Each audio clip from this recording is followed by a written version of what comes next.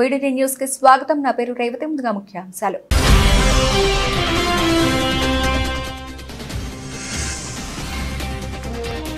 భాగ్యలక్ష్మి అమ్మవారిని దర్శించుకున్న కేంద్ర మంత్రి కిషన్ రెడ్డి. మోదీ మూడోసారి ప్రధాని అవుతారని ధీమా.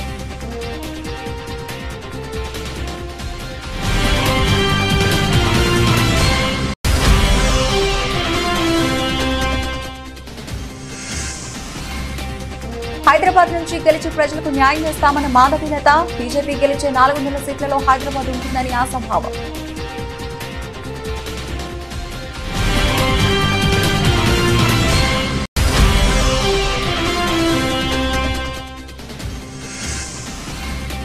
సినీ నటి హేమకు 14 రోజుల judicial custody. JMFC court judge ఎదుట హాజరుపరిచిన సీసీబీ.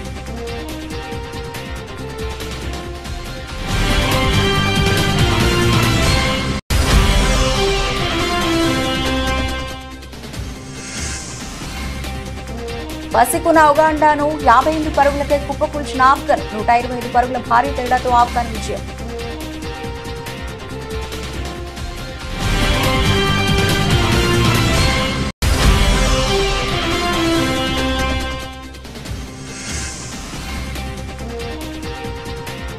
ఫలితాల ఎఫెక్ట్. నష్టాల్లో స్టాక్ మార్కెట్లు. 2000 పాయింట్లు క్షీణించిన సెన్సెక్స్.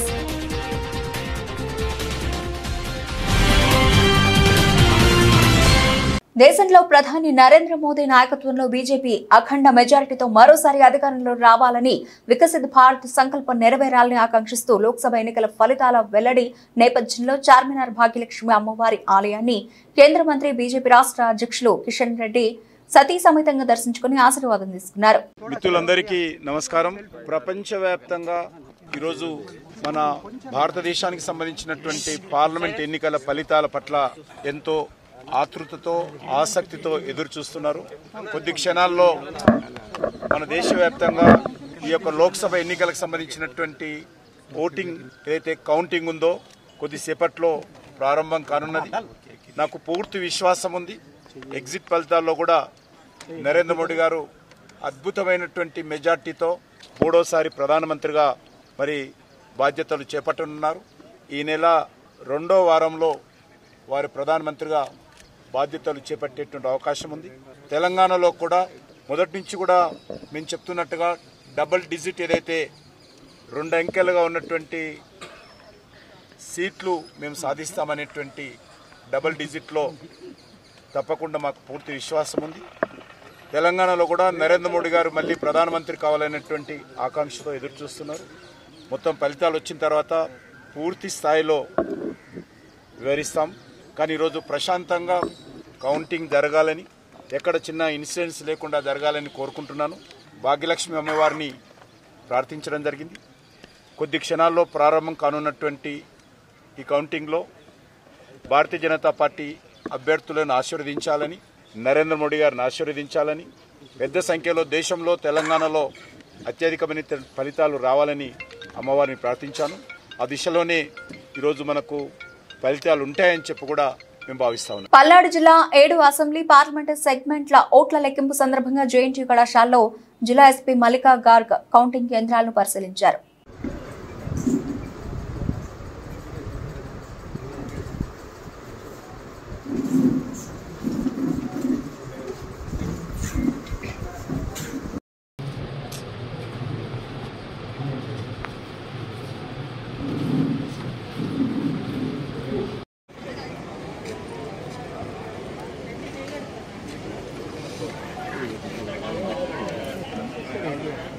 తాను ఫలితాల కోసం ఎంతో ఉత్కంఠగా ఎదురు చూస్తున్నానని, దేశమంతా హైదరాబాద్ లోక్సభ స్థానం వైపు చూస్తోందని బీజేపీ అభ్యర్థి మాధవీలత అన్నారు. హైదరాబాద్ స్థానంలో గెలిచి ఇక్కడి ప్రజలకు న్యాయం చేస్తామన్నారు. బీజేపీ గెలిచే 400 స్థానాల్లో హైదరాబాద్ ఉంటుందని ఆశాభావం వ్యక్తం చేశారు. మంగళవారం ఆమె మీడియాతో మాట్లాడుతూ ఇక్కడ గెలుపు ముఖ్యమన్నారు. మే 13న హైదరాబాద్ లోక్సభ పరిధిలో ఏం జరుగుతుందో అందరూ చూశారన్నారు.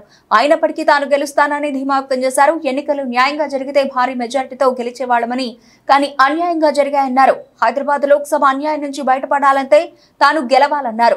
ఎన్నికల తర్వాత తాను హైదరాబాద్ ప్రజలకు కనిపించననే వాదనలో పసలేదని అభిప్రాయపడ్డారు. యాకత్పురాలో ఇటీవల డ్రైనేజీ బయటకు వస్తుంటే మొదట వెళ్లింది తానేనన్నారు.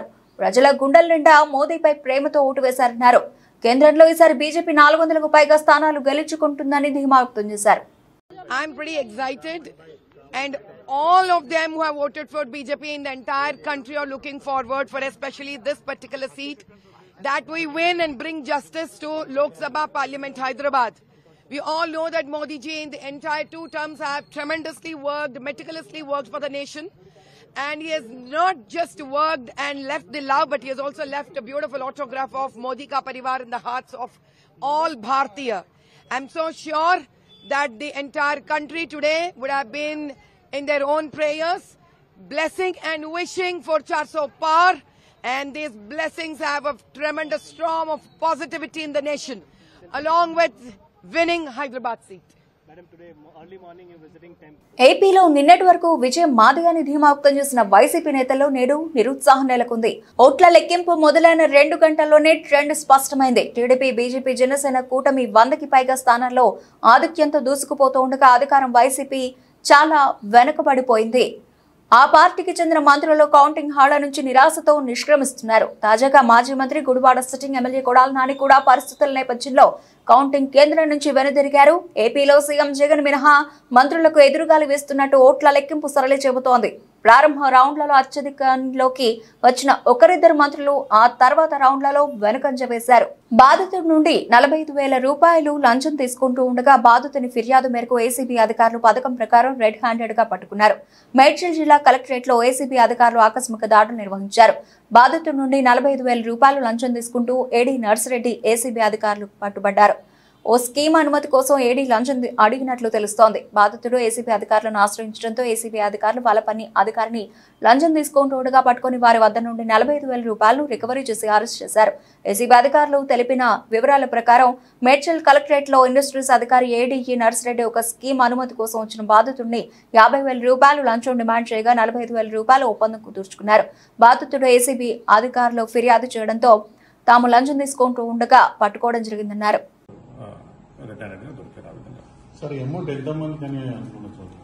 అతను తీసుకుంది మాత్రం 45,000 అండి. ఇంకా మిగతాది మేము ఎంక్వైరీ చేస్తాము. అతనికి ఒకరికి ఇందులో సంబంధం ఉందా, ఇంకా వేరే వాళ్ళకి ఎవరికైనా సంబంధం ఉందా అన్న విధంగా కూడా మేము విచారణ చేపడుతున్నామండి.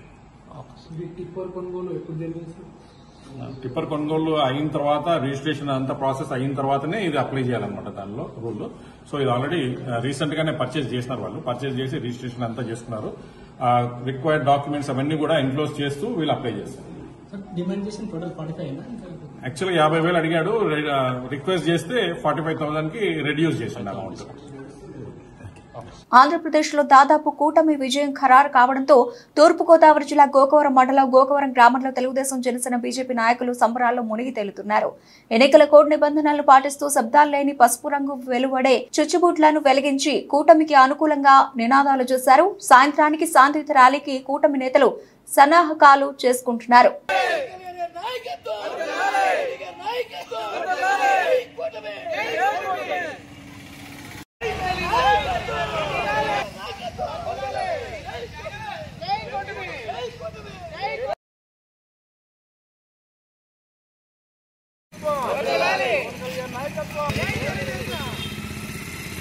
సూర్యాపేట సబ్ రిజిస్టర్ సురేందర్ నాయక్ ఇటీవల అక్రమ లేఅవుట్లకు రిజిస్ట్రేషన్ చేస్తున్నట్లు ఆరోపణలు తమ దృష్టికి వచ్చాయని, సొమ్ము ముట్టజెప్పిన వారికి ఏ పనైనా అవలీలగా పూర్తి చేస్తున్న సబ్ రిజిస్టర్ పై సూర్యాపేటకు చెందిన మేక వెంకన్న అనే వ్యక్తి ఏసీబీకి ఇచ్చిన ఫిర్యాదు మేరకు తన కూతురుకు ఇచ్చిన 800 గజాల స్థలం గిఫ్ట్ రిజిస్ట్రేషన్ చేసేందుకు 4 నెలలుగా తెప్పించుకుంటున్నారని, పెద్ద మొత్తంలో సొమ్ము డిమాండ్ చేయడంతో సదరు బాధితుడు ఏసీబీని ఆశ్రయించాడని, డాక్యుమెంట్ రైటర్ల ద్వారా డబ్బు తీసుకున్న రిజిస్టర్ పని చేయకుండా కాలం గడుపుతూ ఇంకా డబ్బులు డిమాండ్ చేస్తున్నట్లు సమాచారం అందడంతో దాడులు నిర్వహించామని, బాధితుడు మేక వెంకన్న నుంచి 90,200 రూపాయలను డాక్యుమెంట్ రైటర్లు కల్లూరు శ్రీనివాస్, తంగేళ్ల వెంకటరెడ్డి తీసుకున్నట్లు ఏసీబీ అధికారులు గుర్తించారు.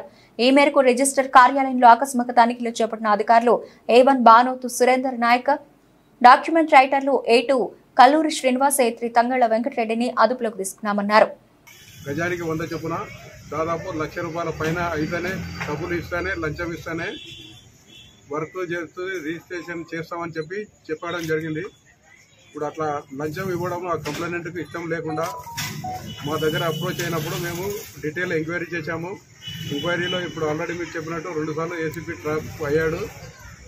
తర్వాత ఈరోజు ఈ ఏసీపీ నల్గొండ, డిఎస్పీ నేను, తర్వాత ఇన్స్పెక్టర్స్ ఇద్దరు రామారావు, వెంకట్రావు అండ్ స్టాఫ్, తర్వాత ఇద్దరు మీడియేటర్లు, వాళ్ళతో ఈ ట్రాప్ ఇక్కడ రెడ్ హ్యాండెడ్గా ఫస్ట్ శ్రీనివాస్ డాక్యుమెంట్ రైటరు, అతనితో పాటు వెంకటరెడ్డి అని ఇంకో రైటర్, వాళ్ళిద్దరూ మనీ రిసీవ్ చేసుకున్నారు. చేసుకొని వచ్చి ఇక్కడ ఆఫీసులో ఈయనకు రిసీవ్ చేసుకున్నట్టు ఇన్ఫర్మేషన్ ఇచ్చారు. ఇచ్చిన తర్వాత ఈ ముగ్గురిని ఈరోజు రెడ్ హ్యాండెడ్గా పట్టుకొని కస్టడీలో తీసుకున్నాము. తర్వాత ఫర్దర్ ఇన్వెస్టిగేషన్తో రిమాండ్ పంపిస్తాము. ముగ్గురు పేర్లు ముగ్గురు, ఒకరి SRO శ్రీ బానోత్ సురేందర్ నాయక్ ఒకటి, తర్వాత K శ్రీనివాస్ ఇంకొక అతను, మూడో అతను వెంకటరెడ్డి. వీళ్ళిద్దరూ ప్రైవేట్ డాక్యుమెంట్ రైటర్లు. ఇలా కస్టడీ తీసుకొని రిమాండ్ చేస్తాము. మీ ద్వారా ఈ కస్టడీలోకి తీసుకున్నాక 99,200 రూపాయలు ఈ ప్రైవేట్ ఏజెంట్ వాళ్ళ దగ్గర సీజ్ చేయడం జరిగింది. ఏవైతే సబ్ రిజిస్ట్రార్ గారు డిమాండ్ చేశారో వీళ్ళ ద్వారా తీసుకోమని ఆయనకు చెప్పడం వల్లనే వాళ్ళిద్దరు తీసుకున్నారు. ఆ 99,200 మేము సీజ్ చేసింది రికవరీ చేశాము. తర్వాత మీ ద్వారా అందరికీ పబ్లిక్ తెలియజేసేది ఏమంటే, ఎవరైనా గవర్నమెంట్ సర్వెంట్ తను చేయాల్సిన లీగల్ డ్యూటీ చేయకుండా పని చేయడానికి డబ్బులు లంచము డిమాండ్ చేస్తే టోల్ ఫ్రీ నంబర్ ఏసీబీది 1064 ఆ నంబర్కి కాల్ చేయండి. వాళ్ళ వివరాలు గోప్యంగా ఉంచి ఎంక్వైరీ చేసి అది కరెక్ట్ అయితే వాళ్ళ మీద యాక్షన్ తీసుకోవడం జరుగుతుంది. సీజర్ అమౌంట్ డాక్యుమెంట్ రైటర్స్ ద్వారా వాళ్ళని తీసుకోమని చెప్పాడు. ఎందుకంటే ఆల్రెడీ 2 సార్లు డ్రాప్ అయ్యాడు కాబట్టి ఆయన వీళ్ళ ద్వారా తీసుకోవడానికి ట్రై చేశాడు. వాళ్ళ దగ్గర రికవరీ చేశాం. వాళ్ళ ఆఫీస్ డాక్యుమెంట్ రైటర్ ఆఫీస్ ఇక్కడే పక్కన ఉంది. అందులో సార్వత్రిక ఎన్నికల నేపథ్యంలో కౌంటింగ్ పూర్తి స్థాయిలో సన్నద్ధం అవడం జరిగిందని, పోస్టల్ బ్యాలెట్ లెక్కింపు పూర్తయిన తర్వాత ఈవీఎం ఓట్లతో కలిసి తుది ఫలితాలను ప్రకటించనున్నట్లు కలెక్టర్, జిల్లా ఎన్నికల అధికారి డాక్టర్ కె మాధవలత పేర్కొన్నారు. స్థానిక మీడియా సెంటర్ వద్ద కౌంటింగ్ ఏర్పాట్లపై పాత్రికేయులతో మాట్లాడుతూ పోస్టల్ బ్యాలెట్ లెక్కింపు తొలుత ప్రారంభించి అనంతరం ఈవీఎం యూనిట్స్ లో పోలైన ఓట్లు లెక్కించనున్నట్లు తెలియజేశారు. జిల్లాలో అతి తక్కువ పోలింగ్ కేంద్రాలు ఉన్న కోవూరులో మొత్తం 13 మంది అభ్యర్థులు పోటీలో ఉన్నారని, ఇక్కడ 13 రౌండ్స్ ఉన్నట్లు తెలిపారు. రాజమండ్రి రూరల్ నియోజకవర్గ పరిధిలో అత్యధిక పోలింగ్ కేంద్రాలు ఉన్నాయని, అక్కడ 20 రౌండ్లలో ఓట్ల లెక్కింపు జరుపుతున్నట్లు పేర్కొన్నారు. అక్కడ 7 అభ్యర్థులు పోటీలో ఉన్నారని పేర్కొన్నారు. తొలుత రాజమండ్రి రూరల్ నియోజకవర్గ ఫలితాలు ముందుగా ప్రకటించే అవకాశం ఉందని తెలిపారు. పోస్టల్ బ్యాలెట్స్ మనకి ఏమవుతుంది అంటే అది రౌండ్ వైజ్ రిజల్ట్ రాదు. అట్ ఏ టైం అన్నీ మనకి కంప్లీట్ అయిపోయాక అప్పుడు మనకి వస్తుంది, ఒకటే రిజల్ట్ వస్తుంది. మనకి ఈవీఎం కౌంటింగ్ ఫస్ట్ స్టార్ట్ అవుతుంది. మనకి కొవ్వూరులో అతి తక్కువ పోలింగ్ స్టేషన్స్ ఉన్నాయి, 13 రౌండ్స్ ఉన్నాయి. అయితే ఇక్కడ ఏంటంటే రాజమండ్రి రూరల్లో 20 రౌండ్స్ ఉన్నాయి, బట్ 7 మంది క్యాండిడేట్స్ ఉన్నారు అక్కడ మనం కొవ్వూరులో చూస్తే 13 మంది వస్తారు. సో ఈ రకంగా చూస్తే మనకి ఇద్దరు కొవ్వూరు కానీ రాజమండ్రి రూరల్ కానీ ఫస్ట్ వస్తుంది అనేది ఎక్స్పెక్ట్ చేస్తాం. రిజల్ట్ మొత్తం ఈవీఎం కౌంటింగ్ అవ్వాలి, ప్లస్ మనకి పోస్టల్ బ్యాలెట్ కౌంటింగ్ అయిపోయాక ఎవరు విన్నింగ్ క్యాండిడేట్ అనేది నిర్ధారించడం జరుగుతుంది. అయితే అది మనం అనౌన్స్ చేసేది వీవీప్యాట్ కూడా 5 మనం కౌంట్ చేయాలి కాబట్టి ఆ వీవీప్యాట్స్ కూడా 5 కౌంటింగ్ అయిపోయిన తర్వాత మాత్రమే రిజల్ట్ అనౌన్స్ చేయడం జరుగుతుంది. కులగణన విషయంలో కాంగ్రెస్ పార్టీ బీసీలకు ఇచ్చిన హామీని ఖచ్చితంగా నెరవేరుస్తారని ఇప్పటికీ నమ్ముతున్నామని, రాష్ట్రంలో సమగ్ర కులగణన చేపట్టి బీసీ రిజర్వేషన్లు పెంచిన తర్వాతే స్థానిక ఎన్నికలకు వెళతారని బీసీలు విశ్వసిస్తున్నారని బీసీ సంక్షేమ సంఘం జాతీయ అధ్యక్షులు జాజుల శ్రీనివాస్ గౌడ్ అన్నారు. పల్లివెల్లలో ఏర్పాటు చేసిన మీడియా సమావేశంలో ఆయన మాట్లాడుతూ, రేపటి జూన్ 4న ఎన్నికల కోడ్ ముగియగానే రాష్ట్రంలో కులగణన చేపట్టడానికి ప్రత్యేకంగా ఒక కులగణన కమిషన్ను ఏర్పాటు చేసి తక్షణమే కులగణన ప్రక్రియను ప్రారంభించాలని రాష్ట్ర ముఖ్యమంత్రి రేవంత్ రెడ్డి, బీసీ సంక్షేమ శాఖ మంత్రి పొన్నం ప్రభాకర్ కి జాజుల శ్రీనివాస్ గౌడ్ విజ్ఞప్తి చేశారు. 4న తెలంగాణ రాష్ట్రంలో అదేవిధంగా దేశవ్యాప్తంగా ఎన్నికల కోడ్ ముగుస్తుంది. ఈ ఎన్నికల కోడ్ ముగిసిన వెంటనే తెలంగాణ రాష్ట్రంలో కాంగ్రెస్ పార్టీ ఇచ్చినటువంటి హామీ మేరకు తెలంగాణ రాష్ట్రంలో గ్రామ పంచాయతీ మరియు మండల పరిషత్, జిల్లా పరిషత్ ఎన్నికల్లో, స్థానిక సంస్థల ఎన్నికల్లో బీసీ రిజర్వేషన్లను జనాభా దామాష ప్రకారం పెంచడానికి రాష్ట్రంలో కులగణన వెంటనే చేపట్టాలని చెప్పి రాష్ట్ర ప్రభుత్వాన్ని డిమాండ్ చేస్తున్నారు. ఈరోజు కులగణన చేపడతామని చెప్పి మేము ఎన్నో పోరాటాలు చేసినట్టు హామీ ఇచ్చినటువంటి మేరకు కులగణన చేపట్టడానికి ప్రభుత్వం ఇప్పటి వరకు అయితే చిత్తశుద్ధితోటి ప్రయత్నం చేసింది. ఎందుకంటే కులగణన చేపడతామని అధికారంలోకి వచ్చినటువంటి డిసెంబర్ 7వ తేదీన రాష్ట్ర ముఖ్యమంత్రి రేవంత్ రెడ్డి గారు ప్రమాణ స్వీకారం చేసిన తర్వాత సరిగ్గా నెల రోజుల తర్వాత ఇవాళ జనవరి 14వ తేదీన మేము ఢిల్లీలో రాహుల్ గాంధీ గారితో భేటీ అయిన సందర్భంగా రాహుల్ గాంధీ గారి ఆదేశాల మేరకు రాష్ట్ర ముఖ్యమంత్రి రేవంత్ రెడ్డి గారు ఇవాళ క్యాబినెట్లో తీర్మానం చేయడం జరిగింది. క్యాబినెట్లో తీర్మానం చేసిన తర్వాత మేము క్యాబినెట్ తీర్మానంతో సరిపోదు, ఇది అసెంబ్లీలో కూడా తీర్మానం చేయాలని చెప్పి మేము డిమాండ్ చేయడంతో వారు మళ్ళీ నెల రోజుల్లోనే రాష్ట్ర అసెంబ్లీలో కూడా తీర్మానం చేశారు. అదేవిధంగా రాష్ట్ర వ్యాప్తంగా 35 కౌంటింగ్ కేంద్రాల్లో ఎన్నికల కౌంటింగ్ ప్రక్రియ ఉదయం 8 గంటలకు ప్రారంభమైంది. కేంద్ర ఎన్నికల కౌంటింగ్ పరిశీలకులు నియోజకవర్గ రిటర్నింగ్ ఆఫీసర్ కలెక్టర్ సమక్షంలో స్ట్రాంగ్ రూమ్ల సీల్ ను తొలగించి ఈవీఎంలను కౌంటింగ్ కేంద్రాలకు తరలించిన ఆఫీసర్లు. దేశవ్యాప్తంగా ఎన్నికల ఫలితాల కోసం ప్రజలంతా ఉత్కంఠగా ఎదురు చూస్తుండగా మధ్యాహ్నం కల్లా విజేతలెవరో తేలిపోనుంది. ఇక కౌంటింగ్ కేంద్రాల వద్ద పరిశిష్ట బందోబస్తు ఏర్పాటు చేశారు పోలీసులు.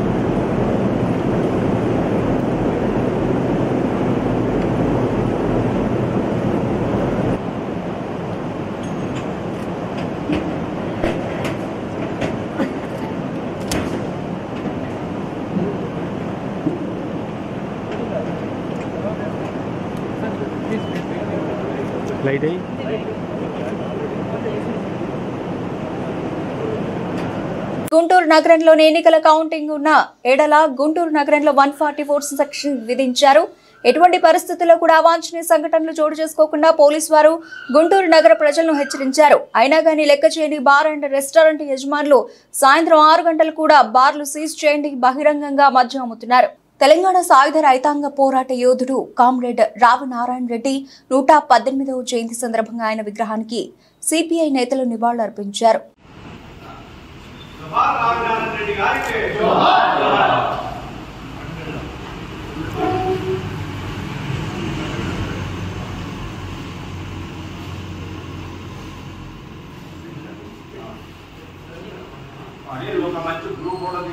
అదే అందరూ వేసిన తర్వాత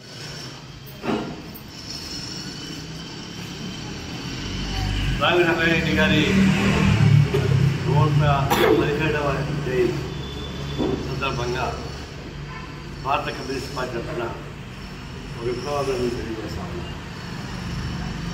రావి నారాయణ గారి మాట కేవలం తెలంగాణ నల్గొండ కాకుండా దేశవ్యాప్తంగా పార్లమెంటు ప్రారంభమని రావినారాయణ గారి పేరు ప్రస్తావిస్తుంది.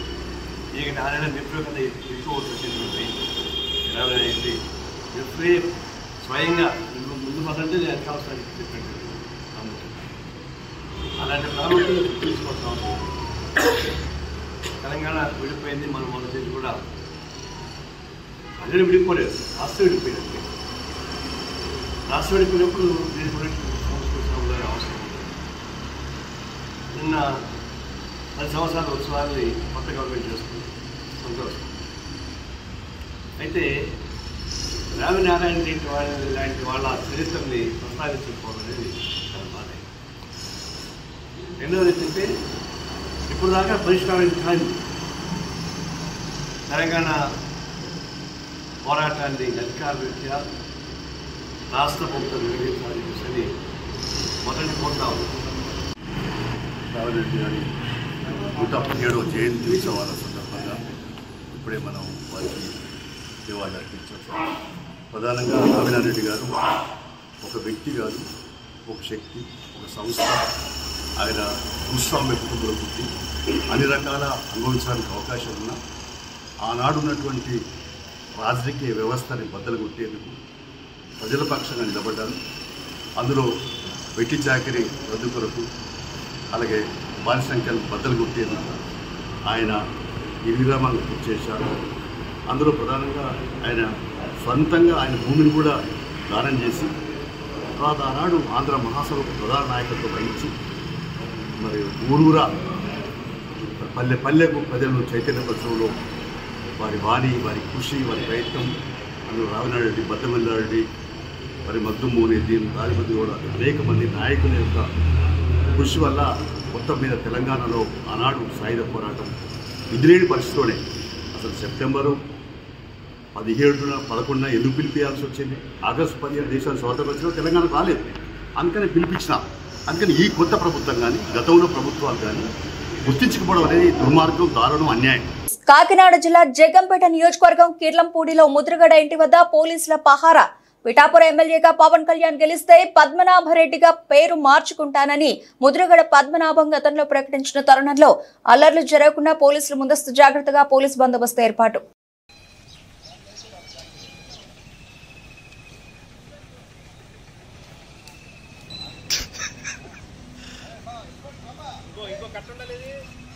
సూర్యాపేట ఎస్ఆర్ఓ కార్యాలయంపై ఏసీబీ దాడులు, దస్తావేజు రైటర్లు, షాపులు మూసివేత వివరాలు తెలియాల్సి ఉంది.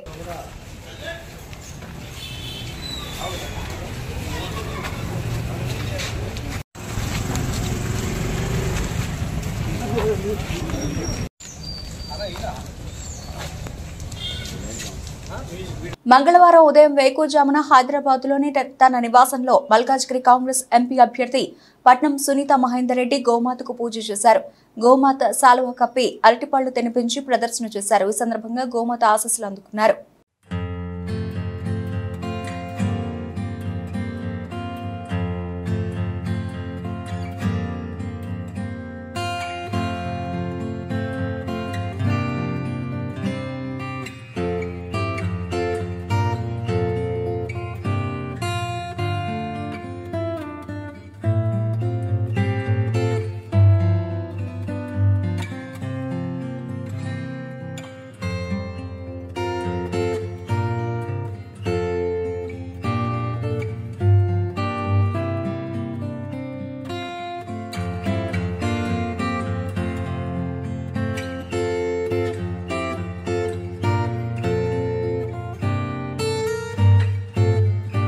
ఢిల్లీలో తాజ్మహల్ ఎక్స్ప్రెస్ లో మంటలు చెలరేగాయి. సరితా విహార్ స్టేషన్ దగ్గర రైల్లో పెద్ద ఎత్తున మంటలు చెలరేగాయి.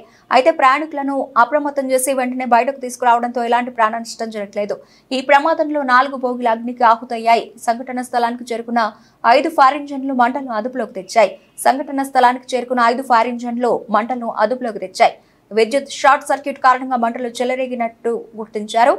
పక్క బోగీలకు వ్యాపిస్తున్న మంటలను వెంటనే అదుపు చేశారు. ఈ క్రమంలో రైలును సరితా విహార్ స్టేషన్లో నిలిపివేశారు. దీంతో కొద్దిపాటి ఆలస్యంగా రైలు సేవలు పునః ప్రారంభమయ్యాయి. ఈ ఘటనపై రైల్వే పోలీసులు కేసు నమోదు చేసుకుని విచారణ చేస్తున్నట్లు తెలిపారు.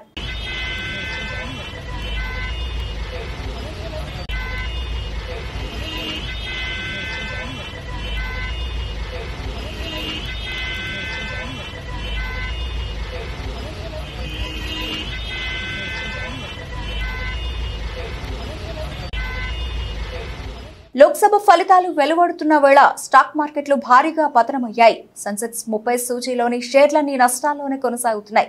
సెన్సెక్స్ 2000 పాయింట్లు నష్టపోగా నిఫ్టీ 846 పాయింట్లు కోల్పోయింది. ఎగ్జిట్ పోల్స్ అంచనాలతో సోమవారం సరికొత్త రికార్డులు సృష్టించిన స్టాక్ మార్కెట్లు నేడు ఫలితాలను ఎగ్జిట్ పోల్స్ ట్రెండ్ కొనసాగుతున్న నష్టాలు చవిచూస్తున్నాయి. ఉదయం 9:36 నుండి బీఎస్ఈ సెన్సెక్స్ 2134 పాయింట్లు క్షీణించి 74,334 వద్ద ట్రేడ్ అవుతోంది. నిఫ్టీ 846 పాయింట్లు క్షీణించి 22,417 వద్ద ట్రేడ్ అవుతోంది. డాలర్తో పోలిస్తే రూపాయి మార్గం విలువ 83.24 రూపాయల వద్ద ప్రారంభం అంతర్జాతీయ క్రికెట్లో ఓనమాలు ప్రారంభించిన ఉగాండా జట్టు టీ20 వరల్డ్ కప్ లో ఓటమితో ప్రస్థానం ప్రారంభించింది. గయానాలో ఆఫ్ఘనిస్తాన్తో జరిగిన మ్యాచ్లో ఉగాండా 125 పరుగుల భారీ తేడాతో ఓటమి పాలైంది. ఈ మ్యాచ్లో ఉగాండా టాస్ గెలిచి ఆఫ్ఘనిస్తాన్కు బ్యాటింగ్ అప్పగించింది. దాంతో మొదటి బ్యాటింగ్ చేసిన ఆఫ్ఘన్ జట్టు నిర్ణీత 20 ఓవర్లలో 5 వికెట్లకు 183 పరుగులు చేసింది. అనంతరం లక్ష్య ఛేదనలో ఉగాండా జట్టు 16 ఓవర్లలో 58 పరుగులకు కుప్పకూలింది.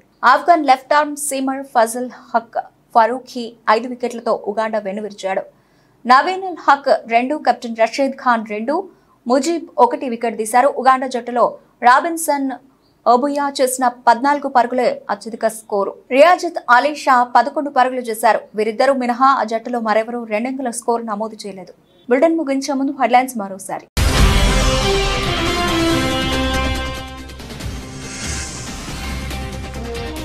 భాగ్యలక్ష్మి అమ్మవారిని దర్శించుకున్న కేంద్ర మంత్రి కిషన్ రెడ్డి. మోదీ మూడోసారి ప్రధాని అవుతారని ధీమా.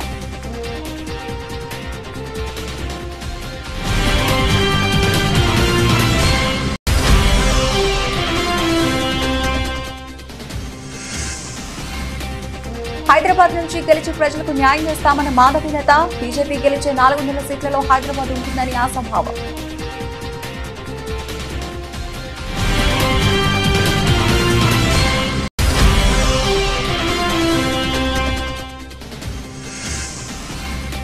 సినీ నటి హేమకు 14 రోజుల judicial custody. JMFC court judge ఎదుట హాజరుపరిచిన సిసిబి.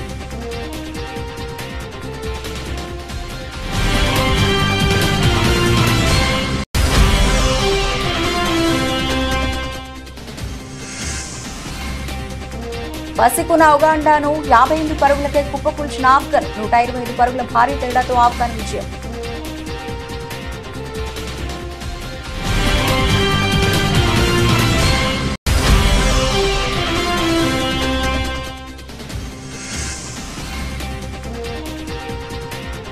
ఫలితాల ఎఫెక్ట్. నష్టాల్లో స్టాక్ మార్కెట్లు. 2000 పాయింట్లు క్షీణించిన సెన్సెక్స్.